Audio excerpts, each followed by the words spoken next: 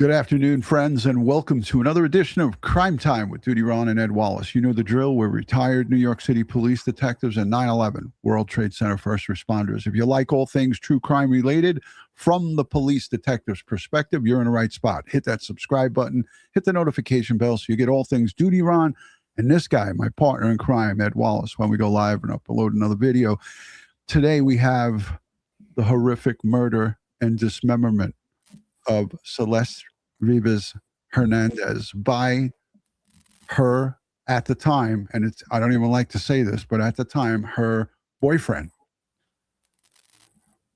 David, this, whatever you guys want to call him or refer to him as, but in the news, they're calling him a pop star, a pop singer, or up and coming, right? He's a murderer. He's an evil monster. He's a devil.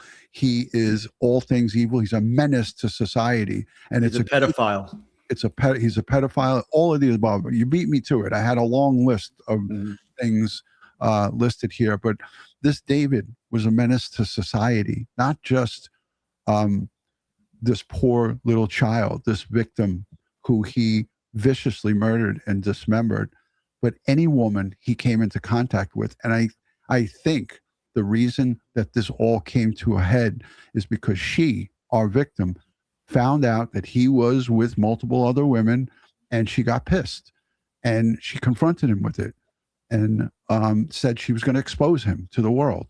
Let's take a listen to this. But before we do, Ed, this broke yesterday. There was a court hearing, and defense attorneys for David were fighting to get this document suppressed. This document, which is 9 pages, describes everything that he did to her in great detail. And I'll say this right now, if you suffer from PTSD, Ed and I talked about this. This is probably not the lie for you, but if you want to hear about the details from a professional's perspective, this is the spot. Ed, your thoughts on what we're going to get into today? Yeah, if you folks remember, if you watched our last live that we did on this, many of the things that we talked about in that live have now come through fruition and can be found in these documents used in court the other day. And it shows exactly the strength of the prosecution's case here. And it looks pretty damning. But again, everybody's presumed innocent until proven guilty in a court of law. But it definitely looks to be a very strong case if, and again, if everything that's in those documents is 100% accurate. All right, because I've learned numerous lessons about how these supporting documents enter into court, only to be found out later that a lot of this stuff is not as accurate as it was portrayed. We hope and pray that it is as accurate as can be, and that the prosecutor, who is top-notch, according to our friends from the West Coast, the prosecutor on this case is top-notch, and I'm hoping that her investigators in the DA squad dotted their I's and crossed their T's, along with the homicide investigators and everyone who is involved in this very detailed case. Don't forget, folks, they have his purchase records. We're going to get into all of this. There is a lot of damning evidence, and one of our good friends who is a true crime enthusiast, been with us for many, many years, she sent me an email and said, he's toast. That was her words. She works for the courts. So let's take a listen to this, and we'll get to you. We'll get to the chat in a few minutes. Wearing an orange jumpsuit, David Burke paid close attention to a critical hearing in court today. His attorneys not able to seal from the public a prosecution filing detailing the evidence they plan to present at Burke's preliminary hearing, now set for May 26. They allege Burke met Celeste Rivas when she was 11 years old, beginning a sexual relationship when she was 13 and he was 18. Investigators say they have text messages between the two arguing on the night before they believe she died, April of 2025. It seems she was jealous because he was seeing other women and threatened to, quote, disclose damaging information about her relationship with defendant to end his career and destroy his life. Prosecutors say Burke sent an Uber to pick up Celeste at her Lake Elsinore home and drop her off at his home on April 23rd, where he, according to the affidavit, stabbed her repeatedly and stood by while she bled out. Then they say he drove to Santa Barbara to dispose of evidence, all the time texting her on her cell phone, asking where she was. The day after, according to the affidavit, again, Burke ordered and received from Amazon things like chainsaws, a body bag, an inflatable pool, and a burn cage. The affidavit details how he supposedly dismembered her body, even amputating her left ring and pinky finger because her ring finger contained a tattoo of his name. Her fingers have never been recovered. Prosecutors allege he left the remains to decompose in the Tesla while he was on tour, but that investigators were able to get biological evidence from the garage, his garage, matching the victim's unique genetic profile. Burke's defense attorneys say these are just unproven allegations and they haven't even been admitted into evidence. Prosecutors say they will at the preliminary hearing, which according to trial attorneys following the case, they won't do their whole case. They don't need to show everything, but they have to do enough to show the judge, hey, we've got enough here to actually go to trial. And that's, and I want to emphasize because David has pled not guilty. I don't think I underlined the not enough in the intro, and I want to because he does deserve a chance to prove his innocence, and his attorneys are saying they can do that. Now, another thing that I was reading in this affidavit. Ed, isn't it funny that every defense attorney, I mean, I know it's their job, but we heard it with Rex Heuermann, who was accused and now guilty of murdering up to 8 women, and we think it's more. And in that case, it involved dismembering as well. And remember how his attorney said, my client is not guilty. We're going to prove it in a court of law. It's just amazing. Yeah, got to eat those words. Yeah, big time. David, we heard a lot about pornographic pictures of minors on his phone. The photos are of Celeste Rivas, of her in compromising positions and having sex with him. No other girls other than him that we know about it, and I wanted to clarify that as well. So also, aside from the David case, and on the same floor across the hall was the Nick Reiner case. Today, again, they were hearing list. He looks like he's paying attention. He's answering clearly. But his preliminary, and that's when the evidence that we talked about a week ago, where we heard about all this child porn in possession of David's tech devices, 40 terabytes. So you had some clarification on that. Yes, there are photos of her. We said that last show. Yeah. So again, Ed, we talked and discussed the body bag. We talked about the garbage bags. We know that now they have records from his Amazon purchases. He used a fake name, Victoria Mendez, and thought that he was slick enough to, I'll just buy these items and I'll buy it under some random girl's name and have them. He's not the sharpest knife in the drawer. All right. You order a freaking Uber for your victim and the Uber driver delivers her to your doorstep. And then you pretend to text her after you killed her to say, where are you? As if that Uber driver can't be found, and validate the fact that you paid for that service and he dropped her off at that location at this time. All of this is documented. The digital forensics here is amazing. I mean, they have so much on him with his online searches, his Amazon searches, his purchases, his Home Depot purchase, and delivery. He had all this stuff delivered to him. Okay. Yeah. Okay. So, I mean, it doesn't, you don't have to be a rocket scientist to connect the dots here. He left the breadcrumbs everywhere. Yeah, this is a monster. And as we described in the beginning of this, he went on tour. He went and did a radio show, as we heard spelled out in the affidavit, right after he killed her, right after he murdered her. And he stabbed her and watched her bleed out and just decided, in a couple of days, I'm going to just go and buy these items. I'll put her inside a inflatable pool and I'll use a chainsaw to dismember her. And the ring finger and had his name tattooed on it. Now we know that through official court documents. Right. But the pinky finger, what was the significance, or in your thoughts? And of course, we'd be speculating on why he cut off those 2 fingers. Here is her ring finger, his name on it. might have been his way of saying, well, I'm not gonna let you have this. I'm gonna take this back from you. I mean, he could have just been sloppy with the tool that he was using to snip the fingers, and he got both of them instead of just the one. Okay, probably it was easier to come in from the side than try to manipulate, especially if she's dead and in rigor. To manipulate the hands to get to that digit by itself.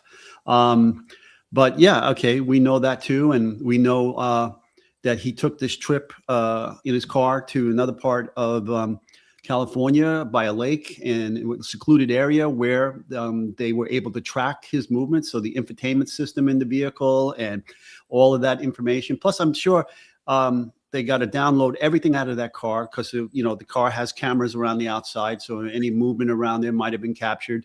And they found her passport ID card at the location where he drove to, where I'm guessing that he was looking to ditch evidence, clothing, as well as possibly with that shovel dig a grave and maybe bury the person or burn them, because he did buy the burn cage as well. Right. A lot of people in the chat were asking about that burn cage, and we see that there's a lot of folks from the UK and people joining. Let us know where you're joining from, city, state, or country. And if you're new, let us know by saying new. We'd love to welcome anybody that's new here. But Ed, let's talk about the burn cage just for a moment, because, in a lot of these cases that we cover, and including our California City Boys, Sincere and Classic, there was speculation that the grandparents of Trezell and Jacqueline West burned the babies in their backyard. But they, in that case, everyone was speculating there was a big, huge fire with debris in the backyard. And we said, you got to get to 2,000 degrees. Yeah. For a long period of time to burn get that bone, to get the bones to ash, or to get them down to bone. Talk about that burn cage. Was that an amateur move by this guy? Did he Google that, or did he just? Or how do you get this bright idea to come up with a burn cage? Yeah, I don't know. I mean, it's if you're just going to be burning, evidence or clothing or whatever the case may be, it seems that you would, like a simple chimenea or a fire pit in your backyard. If you would have bought something like that, it would have been less suspicious than an actual burn cage. Okay, and it just didn't make sense, and we don't know what the outcome of search for the burn cage was. Did they get the burn cage? Did they find any evidence that he in fact did a burn in the cage? And if so, what was burned in the cage, if we can tell, if we can ascertain? Yeah, we're going to go over the affidavit. We won't read it line by line, but we'll certainly go over it. Here you go, Ed. Jane from the Southeast UK is in the building. Cheers, Jane. Yeah, we got Mac Randall, who's been here for a long time, checking in from Georgia, Logansville. We got the king and queen in the U.S. today. They'll be going home shortly. Yep. Jacqueline, good to see you from Los Angeles. Hey, anybody from Ground Zero, from where this case is being prosecuted, maybe to talk about the LA DA's office and how long does it take for the prosecution to charge cases over there? Is it a big backlog? I know New York City takes a little time here, and Nassau County and Suffolk takes a little bit of time. So I'm just highlighting some of these names. Another small little piece. I want to show this because it shows some of his gory music videos. Not all of them. It just shows little clips of it. But when it shows the clips, I'm going to have to mute the sound because I don't want this scumbag to hit us with a copyright strike on behalf of his music or record label. Fuck them, excuse my expression, but I do want to play it so you could see some of the gory doom and gloom. And he almost was acting out him murdering Celeste in some of his music videos. So let's take a look at this piece because I thought it was interesting. And this comes from the ABC7 in Los Angeles. At 11, child sex abuse, chainsaws, and murder. The grisly new allegations and gruesome details in the killing of a 14-year-old girl and the pop star in jail for her murder. Prosecutors revealing those chilling allegations in a new court filing today. Eyewitness News reporter Liz Nagy following the story tonight. Liz.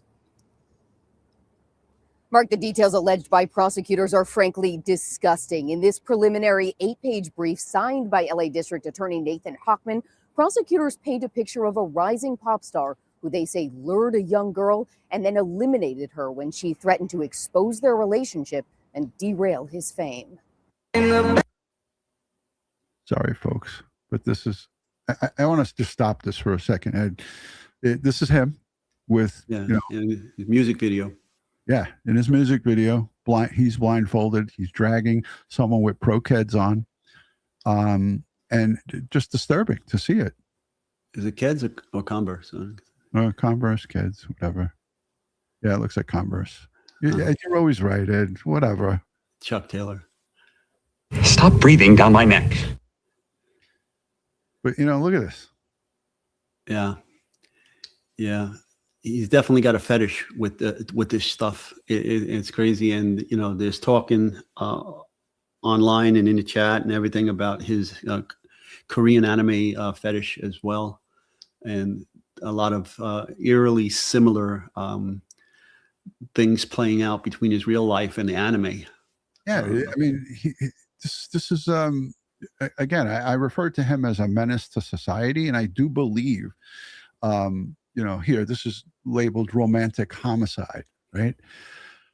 I do believe that this guy was in some way, shape, or form a homicidal maniac because he talked about this and acted it out. I'd be looking where he grew up for any missing persons or maybe people that he might have went to school with that are missing or whatever the case may be.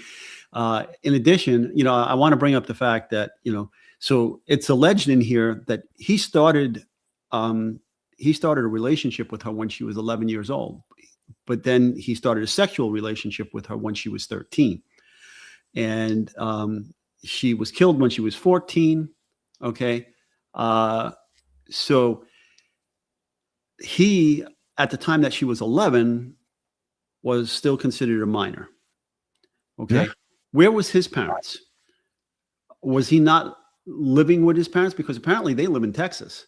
And who was he with here in California to start this relationship with her? And then he brought her to Texas to meet them. And he brought her overseas to London. And how is this minor traveling like this without parental supervision? Okay. What the hell is going on between these two families? Okay, her family, his family. And I mean, I would take it one step further, Ed. Hold your thought. What about all the people that were around him working for his music label and these guys don't act alone. They don't work. They're all enablers. They're all leeches. Most of that crew like that, the people we've seen time and time again, they just leech on to the guy making the money, and he's got a little entourage and see what he was doing and just look the other way with this. Oh, come on. How many cases do we know like that? Puff Daddy. I know, but I mean, highlighting it how this is not acceptable, and this is accepted in some of the theaters of music and Hollywood television. Yeah, let's call a spade here. This is like for me, this is something that we need to take a hard look at because this is going on as we speak. This is an 11-year-old girl. This is a child. This is not even a young woman as the media refers to her. No, ridiculous. She's definitely a child. Stop with this young woman. She's not a young woman. She was a child. She's a minor. And it also appears from what's being reported, she may have had an abortion. Yeah. Or used the day after pill to abort a child. Okay. They need to really buckle down on this investigation and find out if that is in fact true. That he impregnated her and they got their hands on that medication. Now in California, would a doctor and a prescription be required, or is this something over the counter? Okay, so all of this needs to be investigated. Yeah, more heads should roll in our opinion, because there's more people that knew about this and just looked away. And it stands true, Ed. If you see something, say something. That stands true in this because this is a crime, obviously, on many different levels.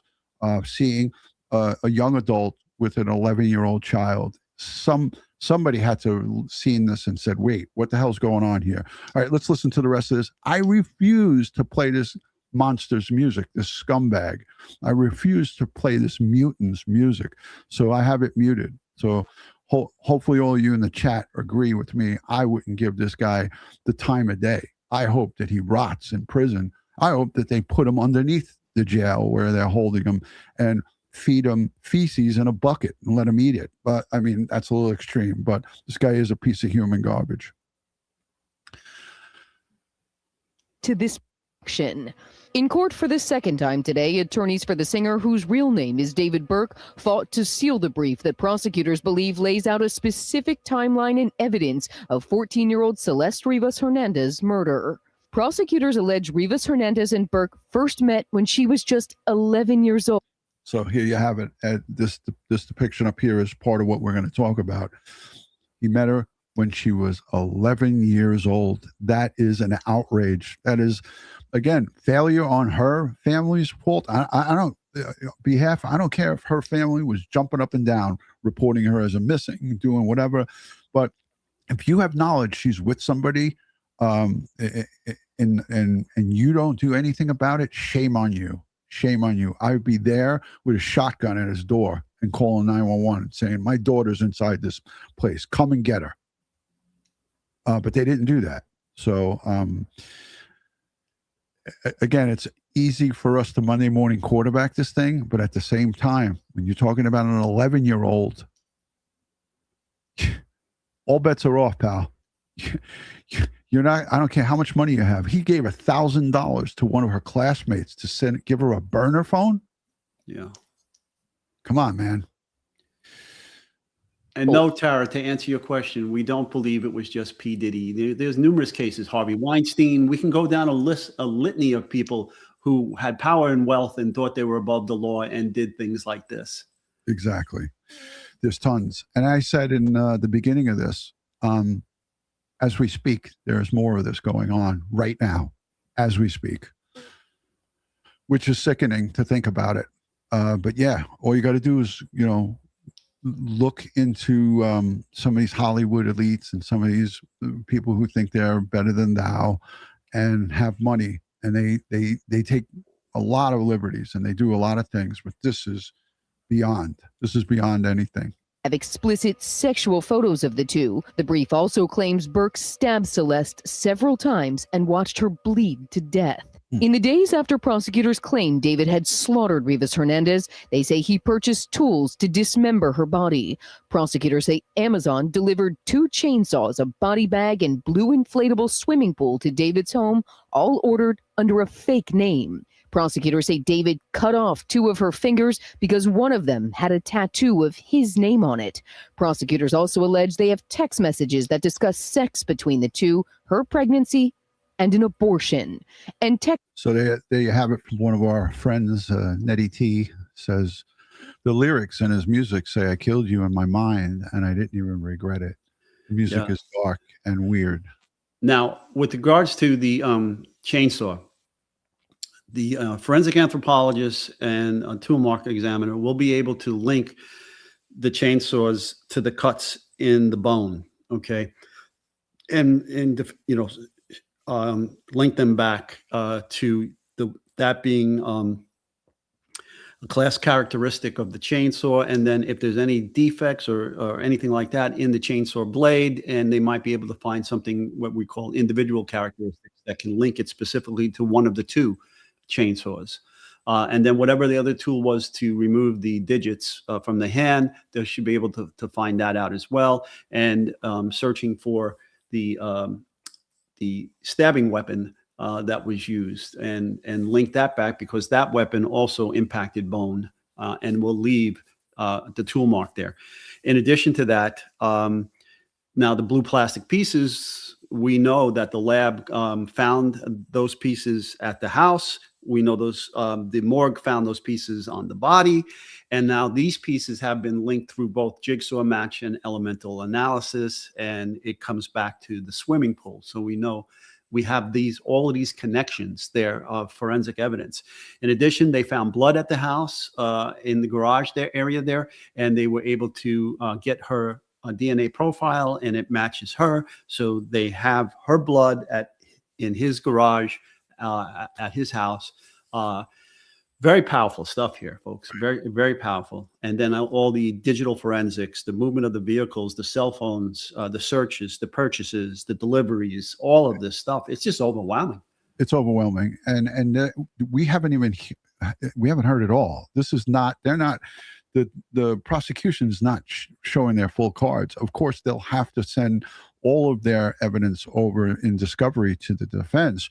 But what we're hearing and what the judge forced, the defense argued strongly yesterday to not have this damning material put out to the public. But the judge said, F you, we're putting it out there. And it's not going to hurt the case, because in LA County, when we do have this trial, we have a large amount of potential jurors that could come in and with fair and impartial to this case. And he said, I'm not suppressing this for your clients on your client's behalf. They were really, they spent a great deal of the day arguing some of these points of having this material held back. But the judge, I'm glad that he did, because it let the world, the whole world is watching. This isn't just about LA County, but it is also about this child right here, Celeste, getting justice for her. And the whole world gets a chance to see how much of a demon, how much of a monster this bad seed was. And honestly, Ed, if he didn't get caught, he would have continued on. And who would have been his next victim? How many more young children has he had sexual contact with? How many more women has he raped that are maybe of age as well? Because she caught him with multiple other women, not probably in person, but from his phone or from whatever. And that's how this argument started. This is how the whole fight started. But if he was walking a straight line, how long would this have gone on? And that's what I think about it. And I say to myself, how many other women fell victim to this monster? I hope they come forward. I sincerely do hope. But yeah, look at her here. This is, I mean, there are potential federal charges here. Yeah. If he took her across state lines to have sex with a minor, or in this case, we know he took her internationally, and he did take her to Texas. Okay. So there's those possibilities there too, that, he could be charged federally for taking, sex trafficking here. Oh yeah. Big time. And he took her, like you said, he took her out of the country, took her to London. Jacqueline, thank you for that. Yes, I might have said he. Okay. Much appreciated. Props to you, Jacqueline. Yeah. So the judge is a female, and kudos to her for doing the right thing and saying, you know what, screw you. We're putting it out there. It's going to be out there when the trial starts anyways. But again, they're not exposing all of there's probably a ton more of evidence as it pertains to this, that when this trial commences, and it's in my opinion that I hope that I'm wrong, but it's in my opinion that he will eventually just plead guilty. We see it's happening so many of these big cases. I hope not, because I do want to hear about this case in the court. But I feel like once this is all stacked up against him, and his defense team sees it and says, how are we to answer this out? You have video. There's 40 terabytes of CSAM, child sexual material on his phone. That in itself, 40 terabytes, folks. That's videos and pictures of this child performing sex acts with him. That's despicable. So he's a dead man walking, in my opinion. And I don't even, I'm good with it. I'm good with it. And if there was ever a death penalty, I know in California it'll never happen. This is a guy who's a clear candidate for it. And I would line up to carry that out. I'd be a volunteer. And an abortion. And text messages where it's between the two, her pregnancy and an abortion. And text messages where Celeste threatens to expose Burke and destroy his career. In July, months after prosecutors say he'd stabbed her to death, Burke placed her body in the inflatable pool he'd ordered to prevent her blood from spilling onto his garage floor, and used a chainsaw to cut off her limbs. Former prosecutor. And I don't want to get too gory here, but I have to talk to you about this. I don't care what kind of size pool you put a person in. Once you take a chainsaw to it, I mean, most men here have used chainsaws, and you take a chainsaw to somebody, the pool is not going to contain where everything goes. Biological material, blood, and so forth is going to go against the wall. You talked about it. What the skin and hair tissue, yeah, it's going to be flying off the blades without a doubt. Remember, the heart is not pumping, so the blood is not pumping, and the blood typically settles due to gravity, and that's where we get livor mortis. So whatever position the body was laid in, it will go down to that position based on gravity, and then typically it'll set there and harden. But yeah, it's gonna be a mess, and yeah, and when you hit that blood with the blade, dried or if it's still wet, I don't know the extent of the period of time here, but it's gonna create a mess. It's gonna get out of a pool. Okay, don't know the size of the pool though. I don't know the size of the pool. But Ed, we haven't heard about what they've collected off the garage walls, the floor, the ceiling. Well, they did find blood, so we know that. Yeah. But there could be other materials that they didn't expose here in this short. Could have her hair, they could have her skin, they could have tissue, they could have muscle, bone, they could have any number of things that the saw blade kicked out and threw all over the garage. Hey, friends, if you guys could, Ed and I would have greatly appreciated if you all can just take a moment right now to just hit that thumbs up on the button down below. It's really easy to do. Just hit the thumbs up. It costs you nothing. If you're not yet subscribed, consider hitting that subscribe button, sharing us out to your friends on social media platforms. But again, this is a difficult discussion to have, and we can't sugarcoat it. This isn't the news. We're not like the nightly news. So we're not going to sugarcoat any of this stuff. We have to get into all the details and the discussion here to bring it to you the proper way. And some of the people in the media, again, they'll sidestep all of this, pedo stuff with the child sexual assault material, the CSAM. You need to discuss this, and this is a major part of this case. And to have her parents and his parents just put their hands up and be like, we did what we could. Bullshit. That's bullshit. Because this is not just something that happened overnight. This is 2-3 years. I mean, she was just turned 15 when her remains were discovered inside that Tesla, the front trunk. We call it the frunk. Ed, if you look at the charging documents, it's sometime in April, right? I believe I have the date, April 23rd.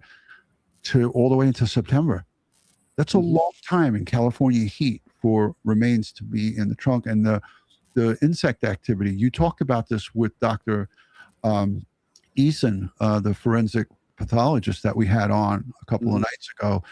And that bug activity must have been off the charts. Ed, talk a little bit about it. Even the lot attendant that was overseeing this impound lot said that there was a lot of bug activity, flies all over the place around this car.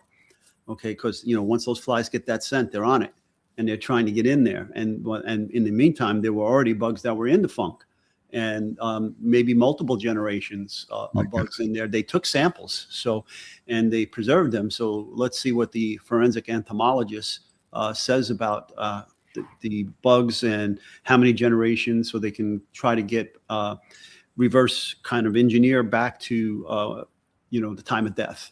Shout out to our bug doctor, Dr. Ian Dordor over in Perth, right? Down under. Yeah, we had him on a show many years ago, and this would be an interesting case to bring him back in on. But we pretty much covered most of it. I just want to also go to the chat real quick. How many of you folks in the chat? Again, we know that he has got the presumption of innocent under the Constitution of the United States, right? But how many of you people here, I saw so many arguments in some of the other chats on like the post last night, in some of the comments, they were like, there was actually people there like, how come he wasn't afforded bail? What? I mean, does anybody feel like somebody like this should be re-released out into the street because of his stature, because of he's not a flight risk? Get out of here.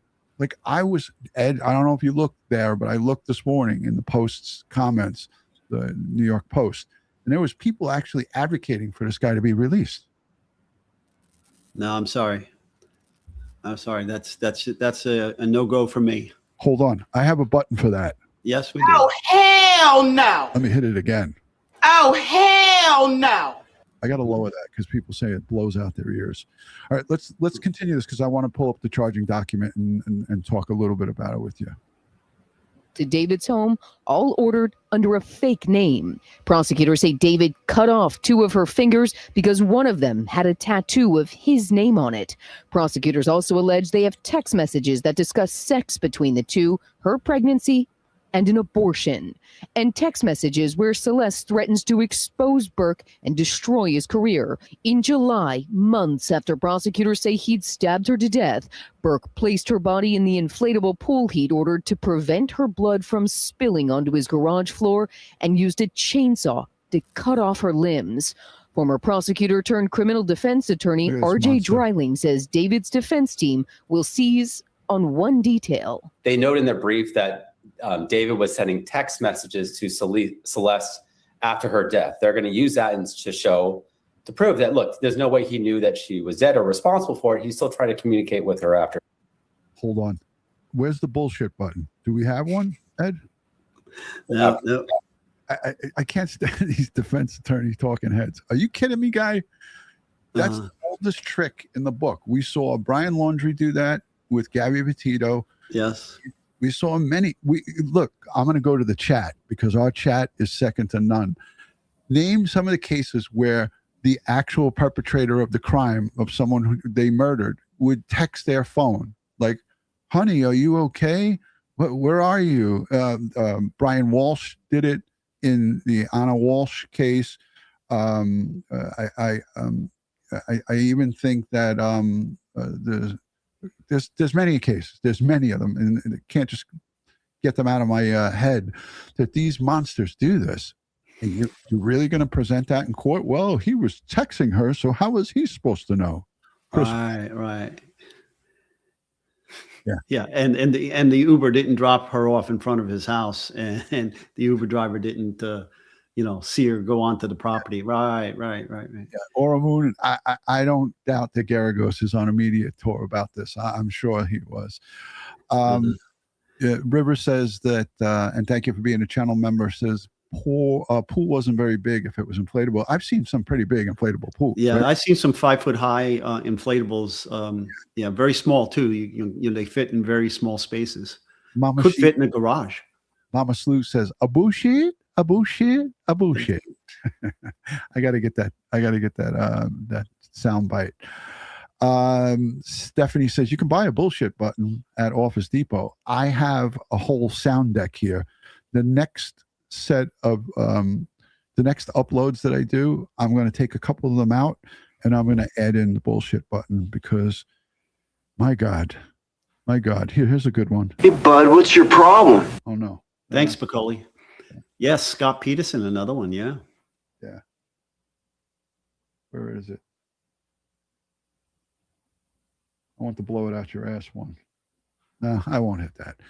All right. So everyone kind of agrees. If you guys haven't yet subscribed or given a video a thumbs up, please consider doing that.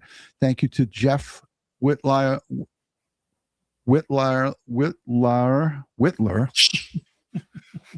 I can't speak to it. He said he's a sick son of a bitch. Thank you for the super chat, Jeff. Appreciate you. I can't, these defense attorneys just get me so mad with this, but I guess you have to say it, right?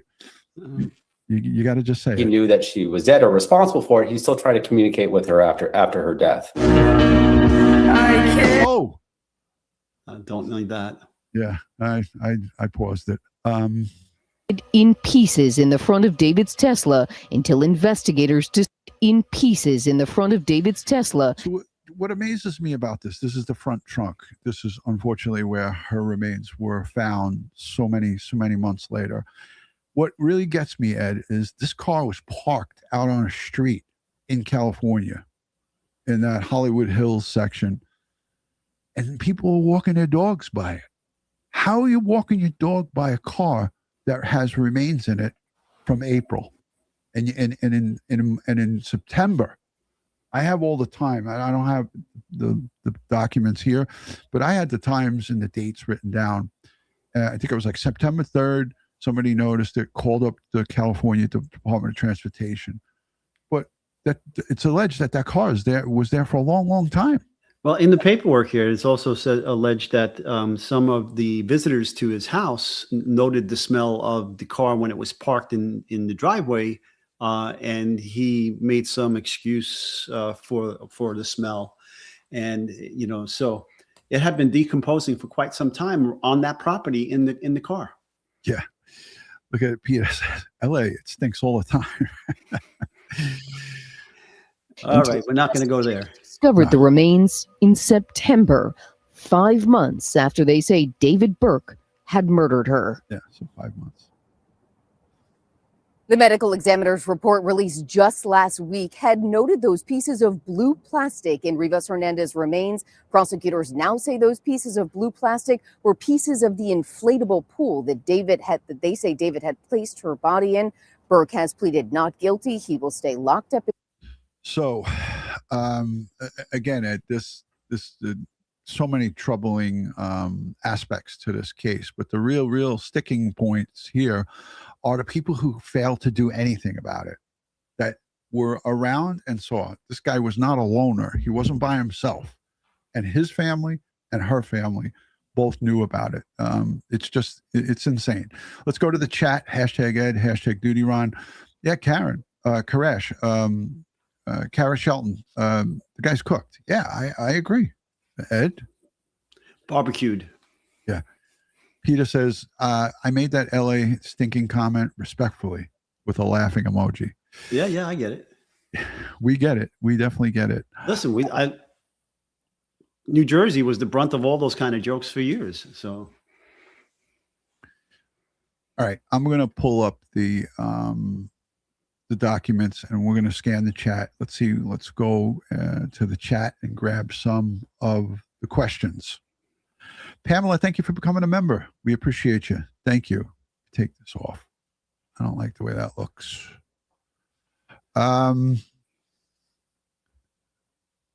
Who else was here? Oh, I saw a couple of our friends. One of our good friends made a comment in the chat. I got to try to find it. Ben McCoy.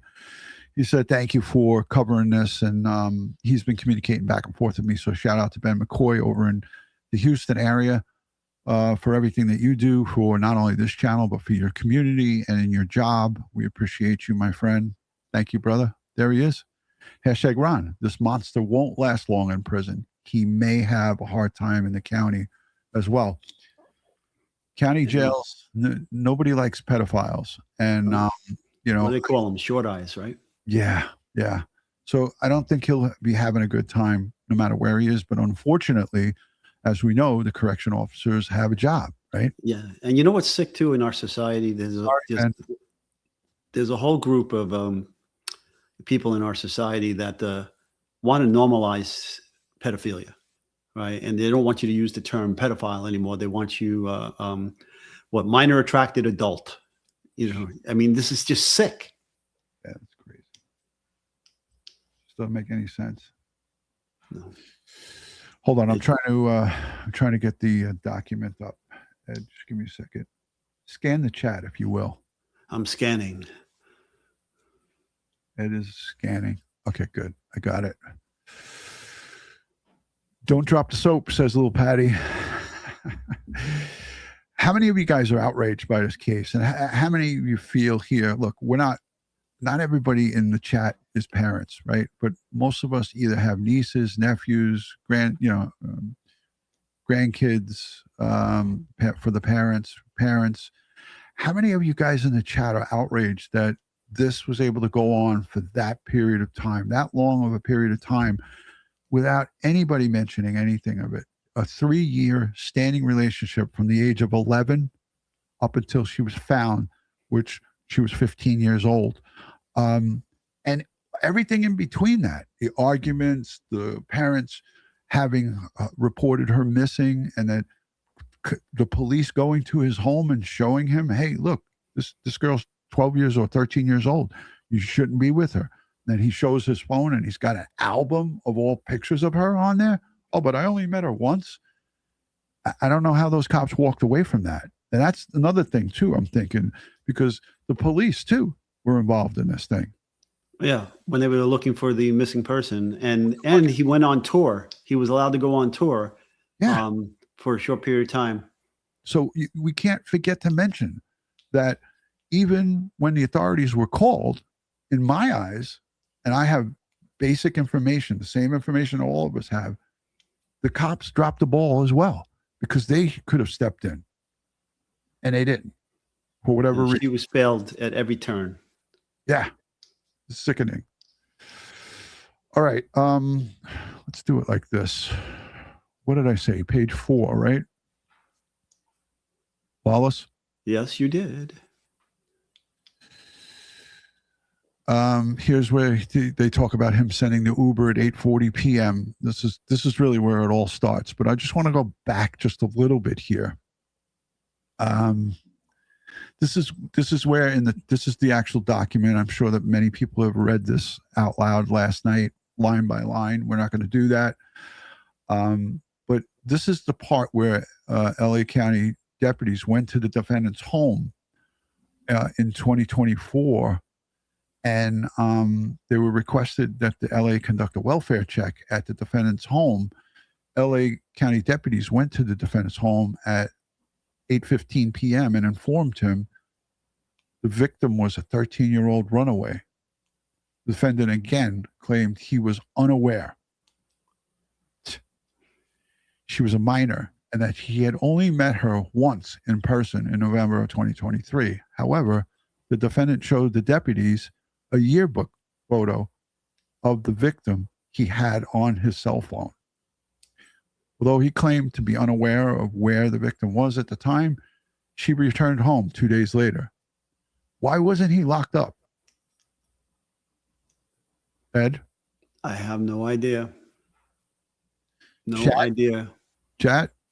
Has anybody talked about this?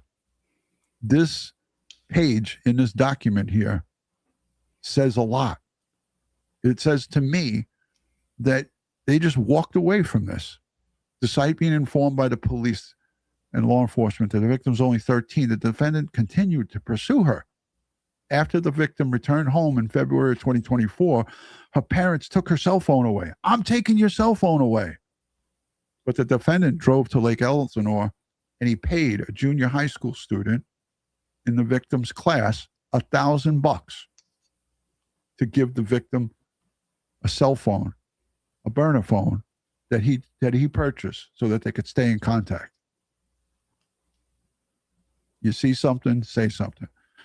$1,000 taken by that junior high school student, male or female, we don't know. And it just was, okay, status quo. Throughout 2024, the victim spent significant amount of time with the defendant, including the summer weekends at his home in the Hollywood Hills and traveling with him to Vegas, London, and Texas to meet his family. Unbelievable. Text messages between the victim and the defendant contained references to sex, pregnancy, abortion, and the use of the Plan B emergency contraceptive. Somebody in the chat said you can purchase this over the counter. I don't know about this stuff, but if it's true, it's true. So he's talking about her getting an abortion somehow or using this Plan B emergency contraceptive. There's also explicit photos documenting and corroborating their sexual relationship. In November of 2024, the defendant and the victim broke up. Although they continued to communicate, the text messages suggest that they also continued to have sexual relations. April 23rd is likely the date the victim died and was murdered. That's when all of her cellular activity ceased. The night prior to April 22nd, the defendant and the victim engaged in a lengthy argument describing in detail in their text messages. The messages reveal that the victim's she was jealous over the defendant's relationships, plural, with other women, as the defendant led her to believe they had a future together. Typical.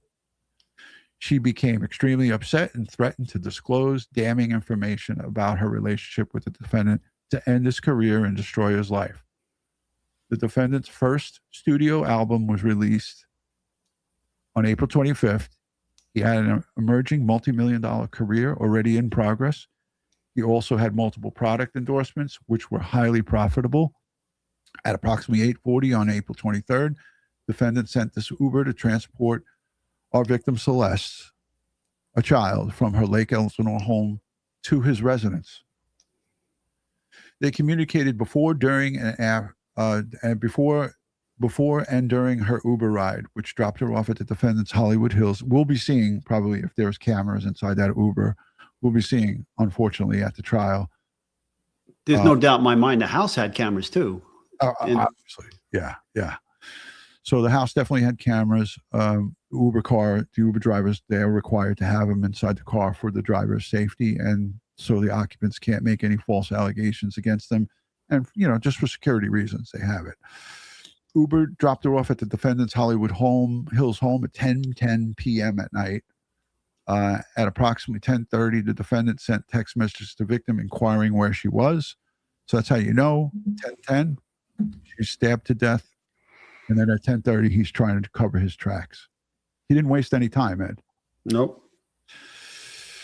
So people, let's go skip a little bit forward. He claimed that he didn't know where she was, blah, blah, blah, blah, blah. All right. This is the part, Ed, here. Are you reading along with me? Or what are you I'm searching. Go ahead. Searching for what? For some information about that, Pool? the pool, yeah. Okay. Because this is the part I want you to discuss here.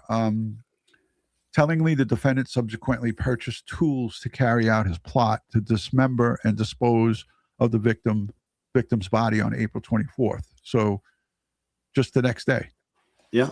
He ordered a shovel first. Yeah. From Home Depot and had it delivered. Yep. And subsequently, he had ordered online from Amazon chainsaws to his home on May 5th. The defendant ordered, and Amazon subsequently delivered a body bag, heavy-duty laundry bags, and a blue inflatable pool to his home. Didn't specify the size of the pool. Right. And it also didn't specify whether those chainsaws were electric or gas. Right. If I had a guess, I would say that they were electric for ease of use. But I could be wrong. If it's gas, it's going to be more powerful. That's for sure. Well, yeah, and then he'd have to go out and buy a gas can and get the gas. Right. Because he's got an electric vehicle. I'm pretty sure he was electric. If I had a guess, I would say that. Let us know what you think in the chat. Was it a gas-powered chainsaw or was it electric? It really doesn't matter. He still dismembered her with it, and it's sickening. Mm-hmm. He made these purchases under a fake name, Victoria Mendez. I wonder if that's one of his other girlfriends or friends that he was messing around with. On May 8th, the defendant returns to the same area in Santa Barbara County, leaving his home at around 11:30 p.m. He returned to the area again May 31st, 2025. This is an isolated site off of SR 154, where the victim's identification was subsequently discovered. So he was throwing out and discarding her personal effects, maybe clothing as well. Additionally, on July 7th of 2025, the defendant ordered and subsequently delivered a burn cage to his home under the same fake name as part of his plan to incinerate evidence. Very detailed document.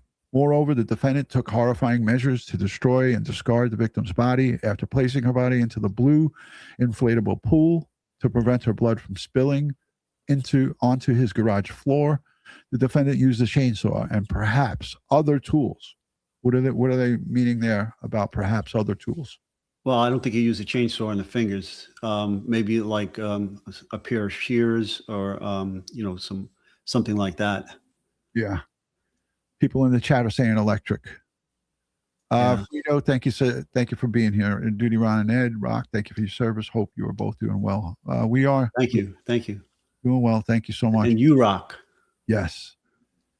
SoCal friend says my dad has a gas chainsaw for yard work. They're very strong. I used to use chainsaws quite a bit when I was a landscaper. Yeah, I have a gas one. Yeah. Here's some questions coming in from Nobi Nohi. No, Ed, can you pronounce that for me quick? I'm just saying it wrong. Nabheen. It's a repetitive thing. Nabhi. Yes. Okay.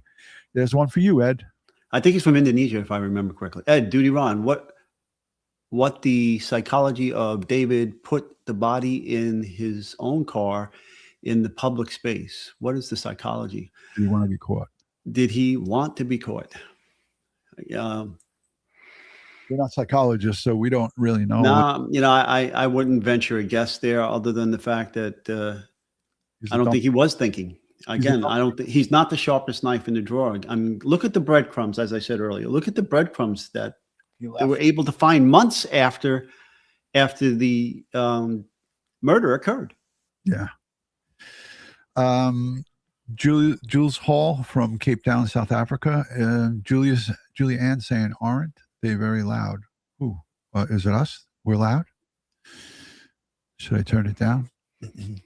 I don't know. The chat sometimes could just be talking. Okay, so let's continue. Moreover, the defendant took horrifying measures to discard the victim's body after placing her body into a blue inflatable pool to prevent the blood from spilling onto the garage floor. The defendant used a chainsaw and perhaps other tools. I'm thinking that perhaps the other tools to cut off her limbs is in the autopsy suite. They were able to maybe, like you said, the tool markings and stuff like that. Maybe it wasn't, some of her limbs were, cut with that chainsaw, and then others, like you said, the fingers, or maybe even, maybe there was a problem with the chainsaw. Maybe it got clogged, something happened to it. I don't know. Small blue plastic fragments. Now we were, we were spitballing about this, what these plastic fragments could have been, and we didn't know if there were hard plastic fragments, but now we know there are plastic fragments from the lining of the pool. He probably went down and hit into it, and it ripped it up. That's how easy that could have happened, right, Ed? Yep. Perhaps other tools. Small blue plastic fragments found embedded in the victim's remains, which were collected by Los Angeles Medical Examiner's Department. The fragments were analyzed. The LAPD Forensic Science Division. That's kind of like Ed Wallace stuff. When I think of that, I think of you, Ed, because you worked at the ME's office, right? Mm-hmm. Trace analysis unit, to the trace analysis unit. An expert was able to make a physical match from the blue fragments to the blue inflatable pool purchased by the defendant in May of 2025. In order to distance himself from the victim, he amputated her left ring and pinky fingers because her ring finger contained a tattoo of his name. Her fingers have not been recovered. What? It's funny because people are asking, what is a burn cage? And if you Google burn cage, guess who comes up? Who? David comes up, a picture of David next to a burn cage and Celeste. I mean, our victim. Ugh. Gross. I hate to even look at that guy. OC Girl says TMZ just posted a picture inside the Hollywood Hills where Celeste was dismembered. Inside the garage, I think I saw it. Yeah. I don't think we need to see that. It's bad enough that we have to talk about this charging document, but I appreciate that. Anybody wants to go see it, go over to TMZ and look at their filthy page. I'm not a fan of TMZ. So her fingers have not been recovered. So we know he discarded them. God only knows what he did with them. The defendant then placed her head and torso into the cadaver bag, and that's the body bag he purchased. He placed her limbs into a garbage bag. That's the bag that they talked about underneath her in that front trunk, which he deposited into the frunk. That's the front trunk of the Tesla Model X. Laying the body bag on top for several weeks or possibly months, because they don't know for sure, right? But they will know the movement of that Tesla. So, but they just don't know when it was placed in there. He could have parked the car and then stupid, this guy could have been so that stupid that he could have went out in the middle of the night, put it in there, 4 o'clock in the morning. Possibly months. The body so he left her body to decompose inside his Tesla. He lied to friends, business associates. This is what you talked about, Ed, and others who noticed a strong smell of the decay in and around his home and vehicle. So that means there could be a potential. Again, we could talk about the location inside his garage where he dismembered her. There could be, if he removed her right away and put in the frunk, if there was parts that he didn't get to that were in places he didn't know, that's going to decay as well and make smell. No, Ed? Oh yeah, and insects, bugs, rodents, other indigenous wildlife creatures are going to seek it out. Birds. Right. Before leaving for his concert tour, this is unfucking real. Before leaving on his concert tour at the end of July, he parked his Tesla on the street around the corner from his home. And I remember there was a huge hedge there, privacy hedge, and it was sort of like a curved street. So he parked it right where that privacy hedge was. But people walked their dogs, didn't smell anything. I don't know. I don't know what the hell's going on. LAPD served a search warrant at the defendant's home at 1368 Doney Place on September 17, 2025, after the victim was identified by the LA County medical examiner on September 16th. So a day later, they hit the warrant there. Inside the garage, detectives discovered evidence consistent with the dismemberment. Ed, could you take it from here? I'm getting sick of reading. Can you make it larger? Because I can hardly read it. That's Dismemberment of the victim's body in the inflatable pool, which contained multiple. Hold on. I'm making it larger for you. Okay. Is that better? Yeah. Contained multiple linear cuts. Several biological samples, which tested positive for blood, were collected within the garage. You just moved it on me. Okay, within the garage area. DNA analysis determined that the various samples matched the victim's unique genetic profile. On December 9, 2025, the medical examiner ruled the victim's death a homicide, which means the death at the hands of another, caused by 2 penetrating injuries to the torso. On January 17, 2025, the victim's U.S. passport card was found by Caltrans workers off SR 154 in Santa Barbara County. All right, so now they go into the evidence. So here, the people will present the following evidence at the preliminary hearing, including but not limited to descriptions of photographs depicting the victim naked, as well as while she was engaged with the defendant in sexual activity when she was 13 years old. As the evidence... Wait, I made it too big. Hold on a second. As the evidence constitutes child sexual abuse material, the photographs themselves will not be presented. While all possible charges that could be proven were not filed, the CSAM is proof of their ongoing sexual relation while the victim was 13 and 14 years old.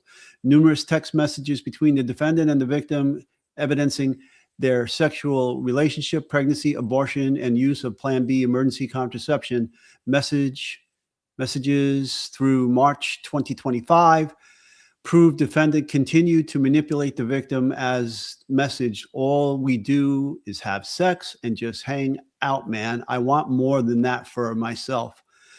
These messages were obtained from the defendant's iCloud data. Defendant's cellular activity. You would say something? He probably deleted off his phone to clean it up, but this is what they got from his thank God for iCloud, Google Cloud. Right. Defendant's cellular activity and communication derived from the defendant's iPhone and Tesla, which demonstrate defendant's activities from April 22nd, 2025 to April 24th, 2025, including a trip to Santa Barbara County in the middle of the night after the victim arrived at his Hollywood Hills home. Surveillance video of the defendant driving his Tesla on July 29, 2025 for the last time before parking the vehicle and leaving on tour at the end of July. DNA evidence developed from bloodstains collected from the defendant's garage, which matched the victim's genetic profile. proof of defendant's Amazon purchases, deliveries to his residence, including 2 chainsaws, a body bag, an inflatable pool, heavy-duty laundry bags, and a burn cage after April 24th, 2025. Proof of defendant's purchase of delivery from Postmates of a shovel from Home Depot to his home on April 24th, 2025. Uber records showing the defendant's transactions where he ordered an Uber to pick up the victim from her Lake Elsmore home and transport to his residence the night of April 23rd, 2025. Proof defendant's lucrative career as a singer and songwriter prior to April 23rd, 2025. Defendant had an album release party on the night of April 24th, 2025, before embarking on an international tour on late July 2025. So the night after he killed and murdered her, after he murdered her and dismembered her, or he stabbed her and watched her bleed out, this fucking monster went to a launch party for his album on the night of April 24th. Yep. Unbelievable. Yeah, and where's all these people there? Hey, where's your girlfriend? Where's Celeste? That's not odd. Text messages exchanges between the defendant and the victim April 22nd and 23rd, 2025, where the victim threatened to expose the defendant and destroy his career. Conclusion. This brief is filed to assist the court in understanding the scope and relevance of evidence that the prosecution intends to present at the preliminary hearing. Prosecutors have issued numerous subpoenas and is prepared to proceed with the preliminary hearing. The defense has had multiple opportunities to request a continuance, but has not done so. Furthermore, California Penal Code 1050 requires that the defense to provide at least 2 court days notice to request a continuance. In the view of the limited scope of evidence to be presented at the preliminary hearing detailed in this brief, there should be no substantial impediment to moving forward with the hearing as scheduled. So the next hearing is the preliminary is May 26th, and we'll hear just a little bit more about how the state is ready to go forward, how the prosecutor is ready to go forward. The defense is probably going to bring up that they're going to need more time to go through all the evidence and so forth, and this will just continue on. Hey, Ron, I got to step away for a second. Okay, fine. So that being said, Ed will be right back. I want to just go to the chat. We tried to not read the whole thing, but we read three quarters of it. When you look at stuff like this, I mean, this is it. This is spelling out the whole, basically the whole enchilada of what happened here, and it's really, really, it's tough to look at this and picture it happening in your head. This poor child was stabbed in the chest 2 times, basically piercing her vital organs, and she probably drowned on her own blood. And I hate to say that, but from the actual wounds. And I talked to Dr. Eason when we were done with our live stream. I'm just going to remove Ed because he's still doing stuff. I talked to Dr. Eason about this, and he concurs that, those 2 stab wounds, basically without medical attention, she essentially bled out on her lungs filled up with her blood, and that's how she drowned in her own blood. And that's sad in itself. This whole case is really sad. Ed, whenever you're ready to come back, just let me know. How's that? Okay, fair enough. Yeah. So it's demonic. This guy is a demon. He's a monster. So any questions? #Ed, #DutyRon. And I'm going to take this off the screen. Ed, everything okay over there? Yeah. Somebody was manipulating my door, and it was Amazon. There you have it. Ed's door manipulated by Amazon. Yeah, I'm in my house by myself, and Kara's not here. So you didn't order body bags, did you? No, I did not. I have them though, if you need any. I do not. You see anything in the chat? I see a lot of things in the chat, but no questions yet. Okay. Yeah, this is crazy. This is crazy. I want to see if Everything looks very, very strong from the preliminary information that we have. Yeah, I mean, look, this is a stronger case that we've seen. And look, some of the older cases that we covered, like Rex Sherman, you always have doubt about, because 13, 14, 15 years, some of them go back even further, the murders that he committed. So you always have to think to yourself, but this is something, they got the data from the Tesla, the data from his phone, his purchase history, surveillance cameras. There's a lot of things that we didn't hear about yet. Ben, thank you for being here. DutyRon, I have no words to describe this case. Yeah. I'll say this. Someone just said, how do you know he watched her bleed out? I am saying that he stabbed her 2 times in the chest and then later got all of the items to dismember her. She died because of those stab wounds. And from my professional opinion, and I've seen many people stabbed in my career and die right in front of me, when you are bleeding and blood is going and collecting in your lungs, that's how you drown. You drown. You could drown in your own blood, but in this case, it was probably all internal because of the damage to the liver.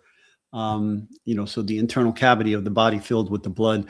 And it depends also how the victim was lying, and with the effects of the clothing and so forth on the victim, could stop blood from flowing in great amounts outside of the body.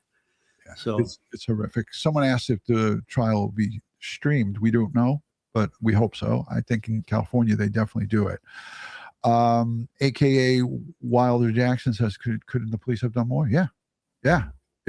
So many people could have done more, not just the police. The parents on both sets here have, in my opinion, some guilt or liability.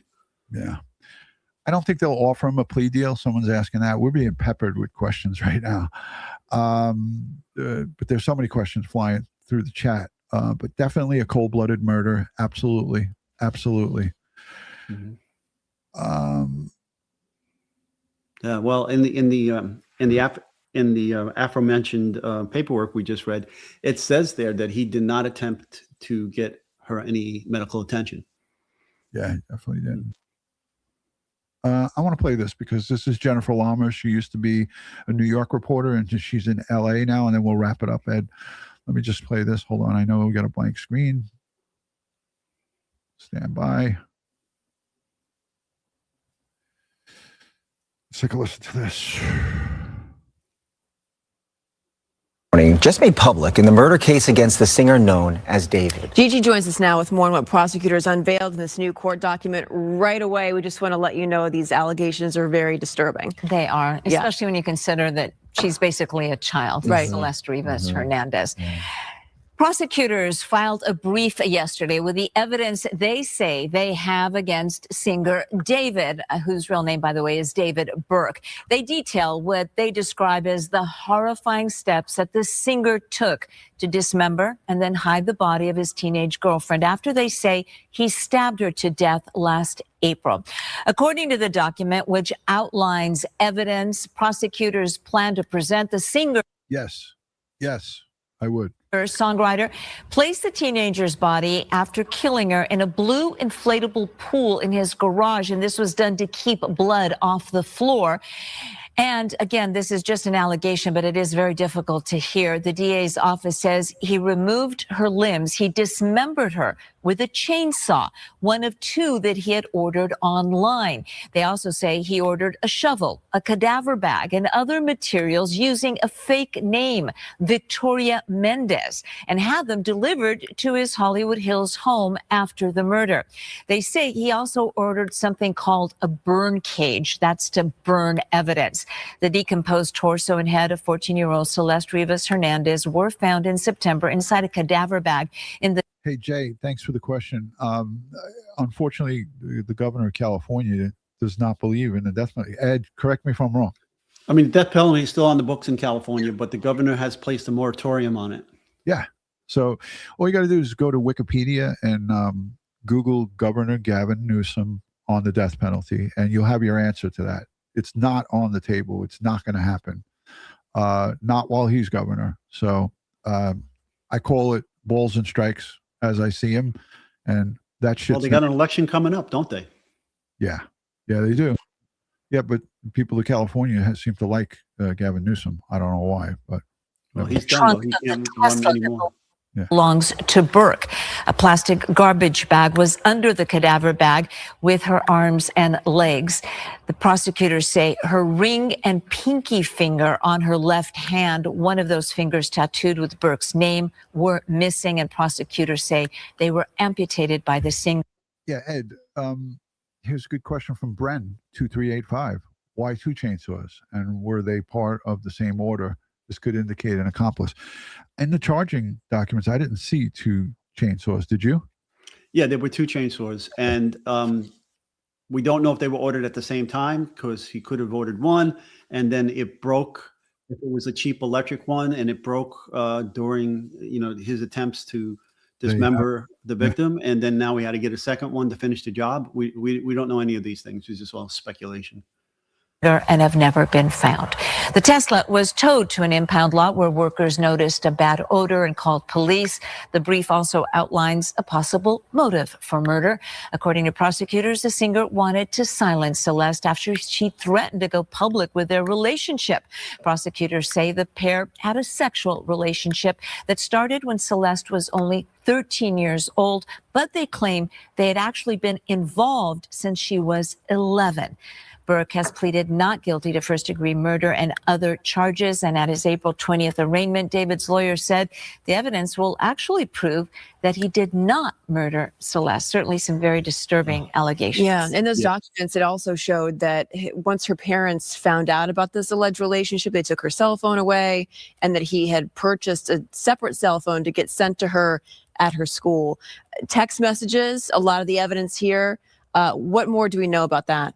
Well, they say that Celeste had been reported missing, and when she returned home, her parents took away her cell phone. So prosecutors claim that singer David paid $1,000 to a student at her junior high school to give her a burner phone, a cell phone that he had bought for her that her parents wouldn't know about, and that he went to all this trouble. And by that point, they claim he knew she was a minor because she had been reported missing, and because parents thought she was in this relationship with David, they had sent the sheriff's department to do a welfare check. Right. And they told David, hey, she's, only 13 years old. And he said, oh, I had no idea. I thought she was over 18.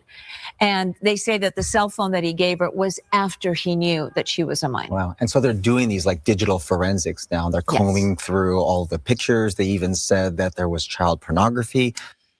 All right, folks, I just wanted to play that for the people who are coming in late. I know you got to go, Ed, so let's wrap it up. Hey, folks, I want to say thank you to all of the new subscribers and all the folks who sent Super Chat during the course of this live stream. A couple of them came in, and I may or may have, I did miss. Here's one right there. So thank you so much for that. He was taken out of school and homeschooled. He did a small doc about life on YouTube. They're talking about this monster. If he was homeschooled, then they did a shitty job, but it is what it is. Ed, your final thoughts. I know you got to run. Well, folks, thank you for spending your valuable time with us today. This little hour and 18 minutes going on. You can get your true crime fix anywhere you like on the internet, and it's an honor that you're sharing your valuable time with us. Thank you for your support. Thank you for spreading the word about us. And as always, stay safe, stay prepared, and watch your six. Amen to that, brother. I'm sending strength prayers, and positive vibes to the prosecution and all the investigators who are now, they have the responsibility to bring justice for Celeste, this child whose life was brutally taken by this monster, allegedly. And we hope and pray that they will get to a successful prosecution of this monster. So on behalf of Crime Time with DutyRon and Ed Wallace, we wish you guys a good day, and we will see you on the next one. Peace and love.